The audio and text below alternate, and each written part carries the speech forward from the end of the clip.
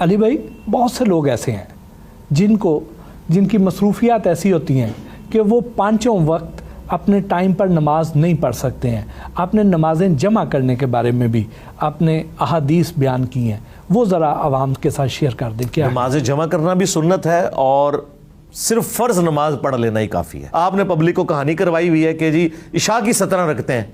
ہم نے بتایا کہ دن رات میں ٹوٹل 17 رکھتے ہیں. اور بخاری مسلم میں حدیث ہے، ایک بدو جب آیا تو نبی علیہ السلام نے فرمایا کہ تو فرض نماز قائم رکھ، فرض زکوٰۃ دے تو کامیاب ہو جائے گا.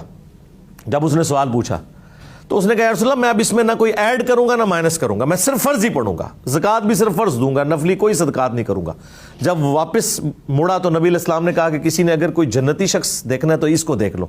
اور ایک حدیث بخاری مسلم کی اس میں الفاظ ہیں کہ اگر یہ اس بات پہ قائم رہا تو کامیاب ہو جائے گا. ٹھیک ہے، انہوں نے تو صرف عشاء کی 17 رکعتیں بتائی ہیں. تو جب ہم کہتے ہیں نہیں یار ٹوٹل 17 ہیں، 2 فجر 4 ظہر 4 عصر 3 مغرب 4 عشاء، یہ پڑھ لیں، یہ اوبلیگیٹری ہیں. باقی آپ کی سنت موقدہ ہے، وطر ہے، وہ آپ کی مرضی ہے، آپ نے پڑھنا ہی اچھی بات ہے، ہم تو پڑھتے ہیں. لیکن اس کو اوبلیگیشن تو نہ آپ لوگوں کے اوپر بتائیں. اس طرح نمازیں جمع بھی ہو سکتی ہیں. ہر بندے کو اللہ نے ایک جیسی سچویشن نہیں دی. صحیح مسلم میں اوپر تلے 10 احادیث ہیں کہ نبی علیہ السلام نے بغیر خوف کے، بغیر بارش کے، بغیر سفر کے مدینہ شریف میں ظہر اثر جمع کی اور مغرب اور عشاء بھی اکٹھی پڑھی.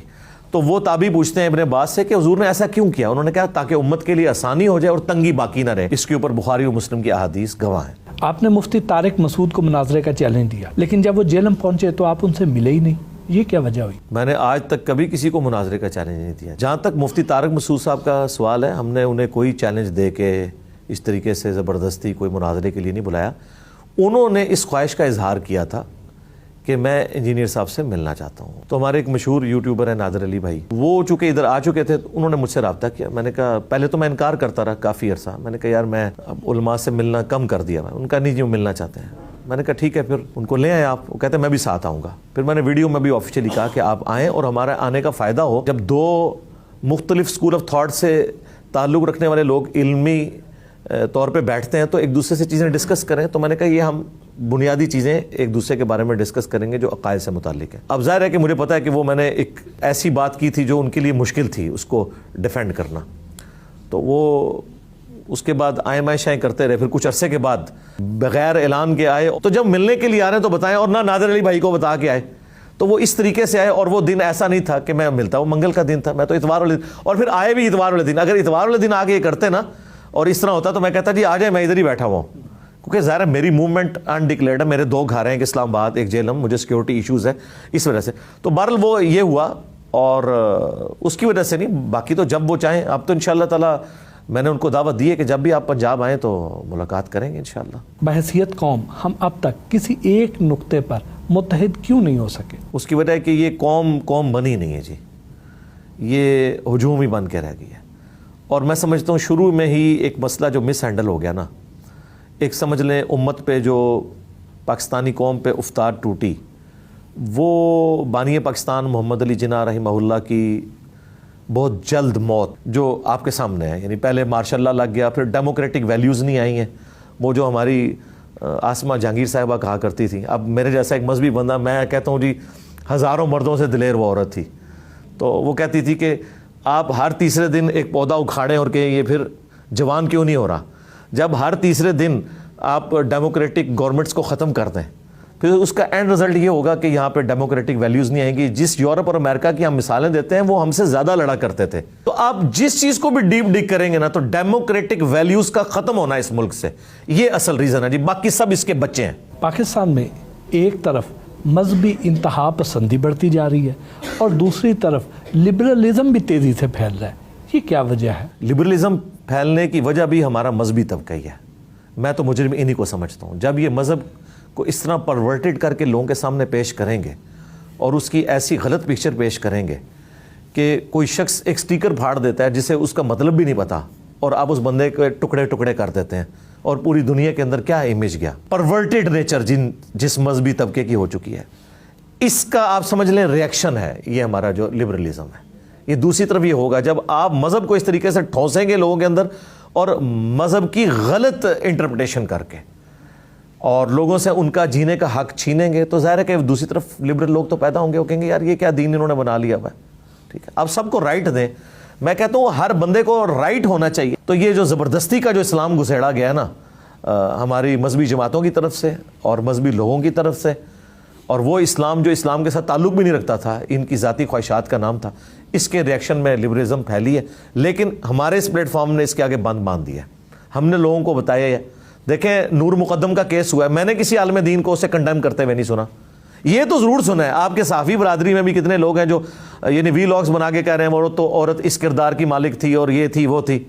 یار یہ چیز ڈسکس ہو رہی ہے اس وقت. میں نے سپورٹ کیا جب کورٹ کا فیصلہ آیا، میں نے اسے سپورٹ کیا. ہر ایشو کے اوپر آپ جہاں پہ بھی کوئی یا لبرلز بول رہے ہوتے ہیں جنہیں آپ کبھی خونی لبرلز کہہ دیتے ہیں، میں بولتا ہوں کہ یار یہ انسانیت کی بات کرو. جس مذہب میں انسانیت نہیں وہ تو مذہب ہی نہیں ہے نا جی. کیا پاکستان میں خواتین کو وہ حقوق دیے جا رہے ہیں جو اسلام نے بتائے ہیں؟ بالکل نہیں دیے جا رہے جی. مذہبی لوگ بھی نہیں دے رہے. دیکھیں پنجاب میں تو شاید ہی کہیں آپ کو سننے کو ملے کہ عورت کو وراثت میں حصہ ملتا ہو. وراثت اتنی کرٹیکل چیز تھی کہ اللہ نے اسے حدیثوں میں نہیں چھوڑا، قرآن میں سورہ نساء میں بیان کیا. یہاں پہ کیا ہوتا ہے کہ کوئی بھی عورت اپنے باپ کے مرنے کے بعد اپنے بھائیوں سے جائیداد نہیں مانگ سکتی، وراثت میں حصہ نہیں مانگ سکتی. اس کے علاوہ جو پاکستان کا سب سے بڑا مسئلہ ساس اور بہو کا ریلیشن شپ ایک بہت بڑی مصیبت ہے. اس میں ہی پوری زندگی لوگ الجھے رہتے ہیں، اور وہ شادی کر کے جب عورت کو لے کے آتے ہیں وہ سمجھتے ہیں کہ اب میری بہنیں تو چلی گئی ہیں، اب یہ ایک نئی ملازمہ میں نے اپنی ماں کو رکھ کے دیا. حالانکہ اسلام میں ساس اور بہو کا کنسیپٹ ہی کوئی نہیں ہے. آپ کو اس پہ نہ کوئی آیت ملے گی نہ حدیث ملے گی.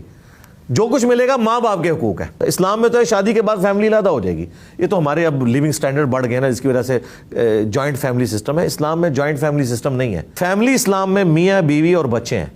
ماں باپ کا حق آپ نے پورا کرنا ہے، لیکن بیوی کے ذریعے نہیں، آپ نے خود کرنا ہے. پھر تیزاب پھینکنے کے واقعات اور پھر جو غیرت کے نام کے اوپر قتل اور اسے اسلام کا نام دینا. میں یہ کورٹ میرج کے بالکل خلاف ہوں. میں کہتا ہوں اس طرح کی میرجز نہیں ہونی چاہیے، لیکن اسلام نے اس چیز سے بھی منع کیا ہے کہ زبردستی آپ کسی کو کسی کے ساتھ بیاہ دیں. اس میں بھی بیلنس ہونا چاہیے. یہ عورت مارچ جب ہوا تھا تو میں اس پہ بھی بولا تھا، ادھر جو پلے کارڈز اٹھائے گئے کچھ تو اٹھائے گئے تھے، کچھ ایڈوب فوٹو شاپ میں ان کو بدنام کرنے کے لیے کیا گیا تھا. طریقے پہ سارے بات کر رہے ہیں، لیکن وہ جس کے لیے کھڑی ہو رہی ہیں اس کے لیے کسی نے نہیں کھڑا ہونا. کیا استحصال اس معاشرے میں نہیں ہو رہا؟ کیا مردوں کے لیے 4 شادیاں ضروری ہیں؟ 4 شادیاں تو بہت بڑی آزمائش ہے جی کسی مرد کے لیے.